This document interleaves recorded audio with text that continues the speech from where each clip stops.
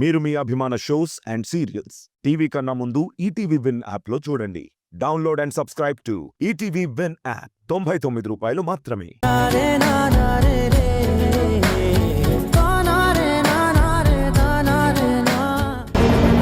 చూడండి మేడం, అక్కడ జరగకూడని సంఘటన జరిగిపోయిందని మనకు అర్థమైంది కదా.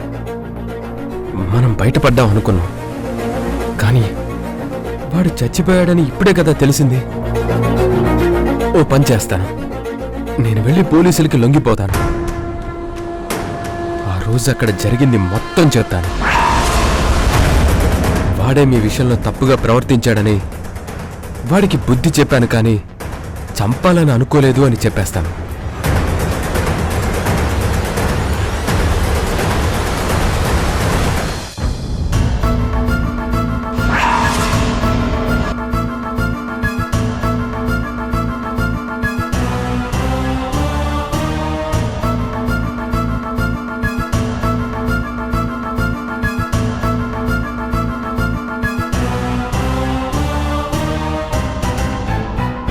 అక్కడ అసలు ఏం జరుగుతుందో నీకేమన్నా అర్థమవుతుందా? వాళ్ళు నీకెంత దూరంగా ఉన్నారో నాకు అంతే దూరంగా ఉన్నారు కదా. నీకెలా అర్థం కావడం లేదో నాకు అలాగే అర్థం కావడం లేదు. నువ్వేమీ మాట్లాడకు, ముందక్కడ ఏం జరుగుతుందో చూద్దాం. ఎందుకు మేడం ఆపుతున్నారు? ఏంటి, పోలీసుల దగ్గరికి వెళ్ళి లొంగిపోతావా? ఇప్పుడు నువ్వు చెప్తే పోలీసులు వింటారనుకుంటున్నావా? అసలు నమ్ముతారనే ఊహిస్తున్నావా? ఆ ఇందిర చెప్పింది కదా తన తమ్ముడిని చంపిన వాడిని వదలను అని. ఆవిడ తన తమ్ముడిని ఎవరో చంపారు అని ఫిక్స్ అయింది. పొరపాటు జరిగింది అని అంటే నమ్మకపోతే నీ జీవితం ఏమవుతుంది?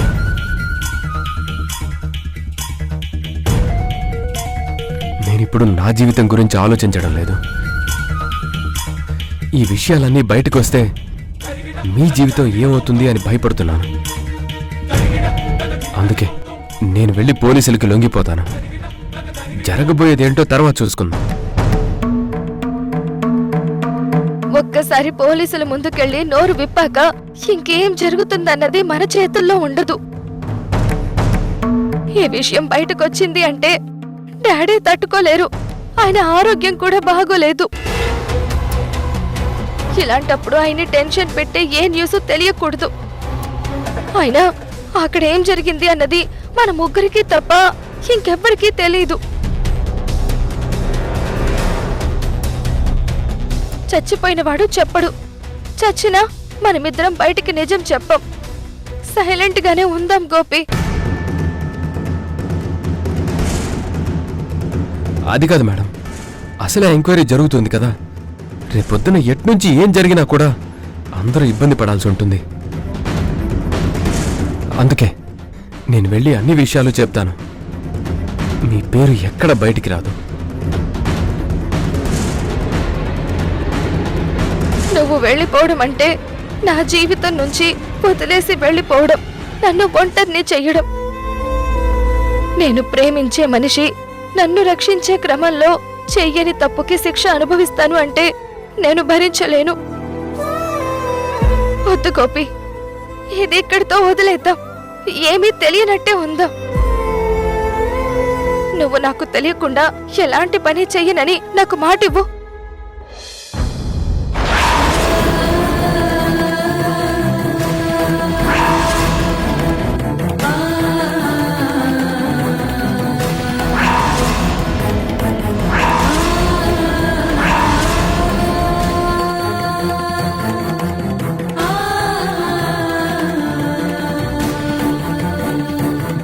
నాకు మెంట్లెక్కిపోతోంది.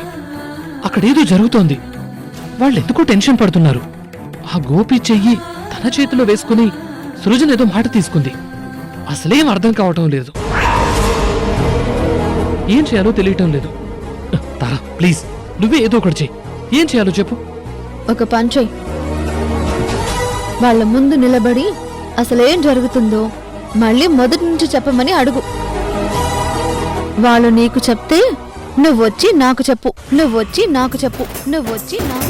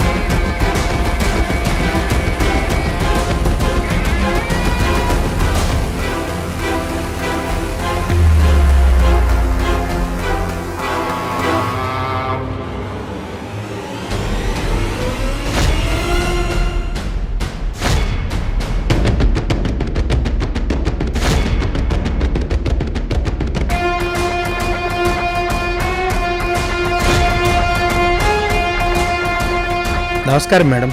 నమస్తే. గుళ్ళో అన్ని చోట్ల సీసీ కెమెరాలు ఉన్నాయి. గుడ్. ఇక్కడ మీరు సీసీ కెమెరాలు పెట్టడం నాకు చాలా పనికొచ్చింది. ఎన్ని రోజుల ఫుటేజ్ ఉంటుంది? 2 నెలల వరకు ఉంటుందమ్మా. ఇక్కడ తాయెత్తును ప్రతి శుక్రవారం మాత్రమే ఇస్తానన్నారు కదా, దానికి ఏమైనా స్పెషాలిటీ ఉందా? అవును మేడం, ఆ రోజు ఇక్కడ విశేషమైన పూజ జరుగుతుంది. ఆ పూజలో ఆ తాయెత్తులన్నీ ఉంచుతాం. అందుకే ఆ రోజు మాత్రమే పంచుతాం. మస్తాన్ మేడం. సీసీ ఫుటేజ్ తీసుకురమ్మన్నాను, తీసుకొచ్చావా? తీసుకొచ్చాను మేడం. సరే పద.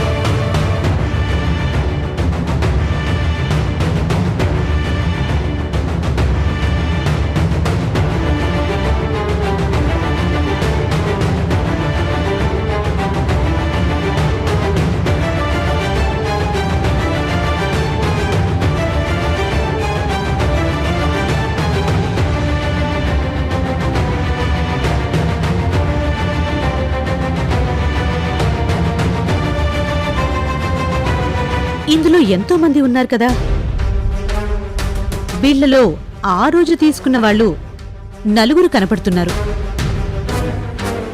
అయినా సిటీలో ఇంతమంది జనాభా ఉన్నారు, 40 లక్షల మంది. ఇందులో వీళ్ళు ఎవరనేది ఎలా కనిపెట్టాలి?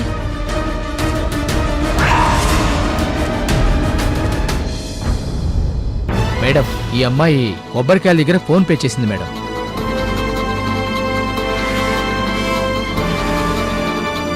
ఇప్పుడు ఫోన్ పే చేశారంటే ఆ నెంబర్ని రికవరీ చేయించచ్చు కదా. వెరీ గుడ్ మస్తాన్, పర్వాలేదు. ఇన్వెస్టిగేషన్లో మంచి డెవలప్మెంట్ చూపిస్తున్నావు. సో ఈ అమ్మాయి నంబరు మనకు ఈజీగా దొరుకుతుంది. మిగిలిన వాళ్ళు డీటెయిల్స్ కూడా తెలుసుకో. ముందు ఈ అమ్మాయి ఎక్కడుందో చూడాలి. ఈ అమ్మాయి ఎవరో తెలిస్తే తర్వాత హంతకుడు కూడా ఈజీగా దొరుకుతాడని నాకు అనిపిస్తుంది. ఈ అమ్మాయి ఎక్కడుందో మనం వెంటనే వెళ్ళి మాట్లాడాలి.